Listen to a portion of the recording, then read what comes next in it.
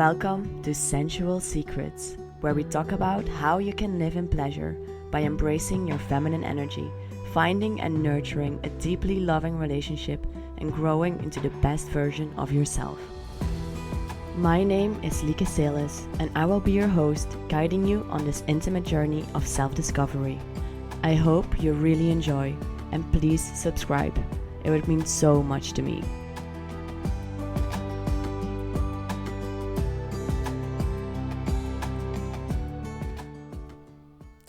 Hello beautiful souls, and welcome to a new episode of Sentral Secrets. Today I want to talk about how we can return to our center or to feeling better when we are having a hard time, when we are feeling low. Because not every day is the same. We all pass through ups and downs, the highs and lows of life, but it's so important for you to be aware of how you deal with the lows. Dealing with the highs and enjoying the highs is all beautiful, sweet, and easy. But what happens and how do you react? How do you behave when you are feeling low, when you are having a hard time? And this hard time can come through internal factors, such as your own thoughts or the stories that you create when you are stuck on something that has happened. Or maybe you're just in a different period of your menstrual cycle, in a different phase of your menstrual cycle, and you're influenced by your hormones. For me personally, it's always the week before my period comes that I'm feeling lower than normally in my inner fall. So it's important to integrate that into my life and to be aware of where this is coming from so I can actually show more compassion for myself. But also external factors can influence us in our environment. When we have a tough day at work, when your kids are being annoying, or when your partner does something that hurt you or you don't like, or it might even be something that happened in the bigger socio-economic environment. When you hit a low, when you're feeling bad, I think it's super important that you first of all accept this feeling. Accept where you're at. Don't reject this feeling. Just become aware of it so that you can sit with it, embrace it. Because the less you fight it, the easier it is, and the more flow you will experience, the easier it is for you to come out of that feeling again. And accepting this feeling doesn't mean that you go into a victim mindset and you create stories which become self-fulfilling prophecies. It means that you accept it to be able to let it go, to be able to truly, deeply penetrate it with your consciousness so that you can understand it. And you can truly feel it so that you shine light on it and it can pass again. So whenever you're feeling bad, sit with this feeling and truly feel the emotion. Where do you feel it? How does it feel in your body? Can you deeply penetrate it with your awareness, with your attention? Can you feel the texture of this emotion? Which stories are attached to it? Which perspective in your mind created this emotion? Which stories are going on in your mind that keep this emotion going and keep you in this loop of feeling bad? Something that might really help is to release any emotions physically. When you truly penetrate this emotion and you focus on it, you might go deeply into the hurt to then just realize that you can release it physically by crying, by screaming. Maybe you want to box into a pillow or in a boxing ring. You want to move your body to move this energy around and to not stay stuck in this. Or you maybe want to breathe into the emotion and create spaciousness. When I'm feeling bad and I can locate this feeling in my body, what I like to do is I breathe in love, and then I'm breathing out. I let go of the painful emotion. It's something mental, something very simple. You imagine breathing in love, and on every breath out, you let go of the pain.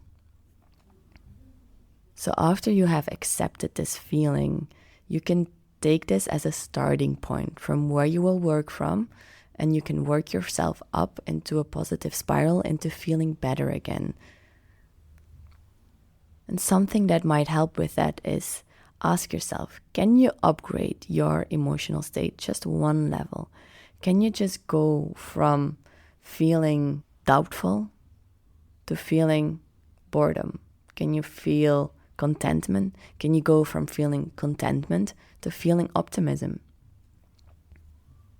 And there's this really simple, beautiful exercise that I've learned a while ago, and that's called the God Dial.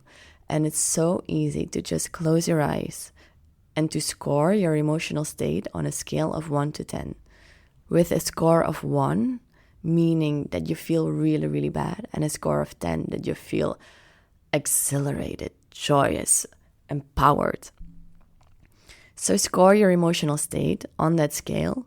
You close your eyes and you pretend like there's a big button that regulates your emotion. And then you experiment and you see if you can just dial that button and you can turn it up, maybe just 1 notch, 2 notches. If you initially were feeling like a 6 out of 10, you can close your eyes and you can see if you can reach a 7. Can you feel like a 7 out of 10? Breathe it in. Can you feel like an 8? And so you go on and on and on.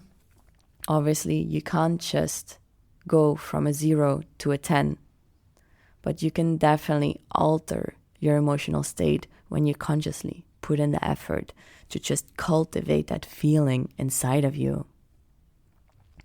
Another good way of just upgrading your emotional state is through the emotional guidance scale of Abraham Hicks.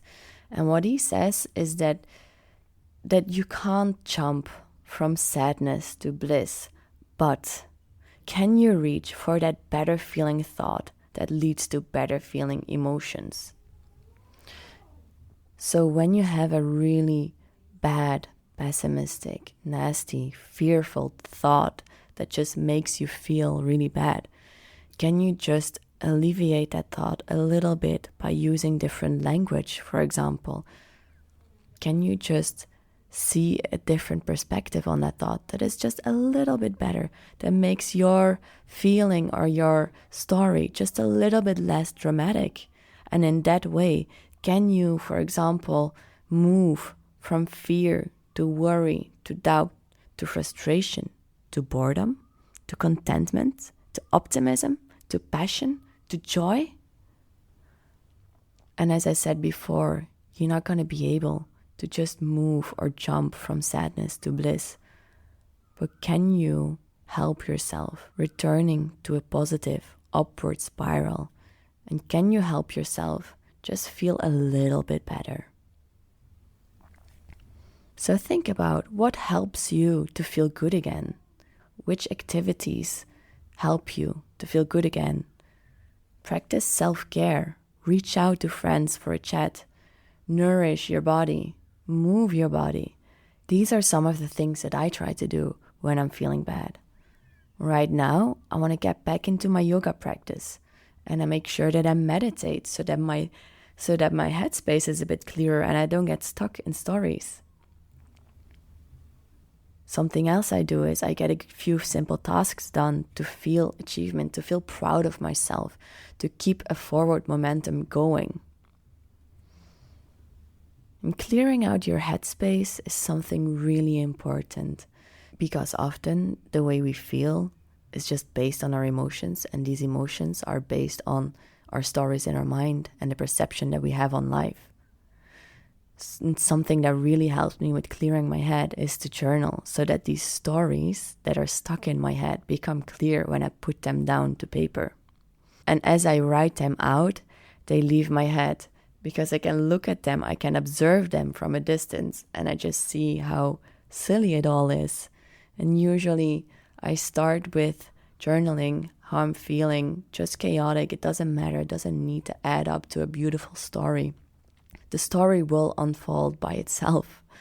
And then as I gain more clarity and as I write out my bad feelings or my stories, in the end, I always have a more positive outcome than when I started writing, because I know that deep down, I just want to feel good and I want to return to love.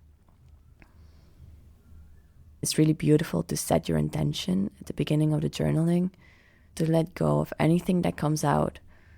And when you have more clarity of mind, you can remind yourself that all you deeply want is live in love. So next to your favorite activities or your self-care routine, what can really help to make yourself feel better is to be of service. Can you help someone else out? Is there a way that you can be there for someone else? Or can you just show some tender love and care? Something that might have a massive and immediate impact is cultivating gratitude and appreciation in the moment by simply looking around and finding 5 things you are grateful for, or by summing up 5 things that you appreciate in your life, people around you, your life's conditions, or 5 things that you really appreciate about yourself. And when you do these things, you accept your feeling and you don't get stuck in your stories, you try to observe them, you practice gratitude, you do things that make you feel better, you dial up your emotions, you try to reach that higher frequency. Acknowledge that you put in the effort and celebrate the result when you feel better, so that you return into this upward spiral thanks to your willingness to feel better and your unwillingness to act like a victim. And so to close off, I think it's really important that you can take action when feeling bad by finding the courage and the willingness to get out of that place. But at the same time, it is so important not to feel guilty for feeling bad and to not force yourself to be miraculously happy and joyous again. And I'll leave it at that. Have a beautiful day.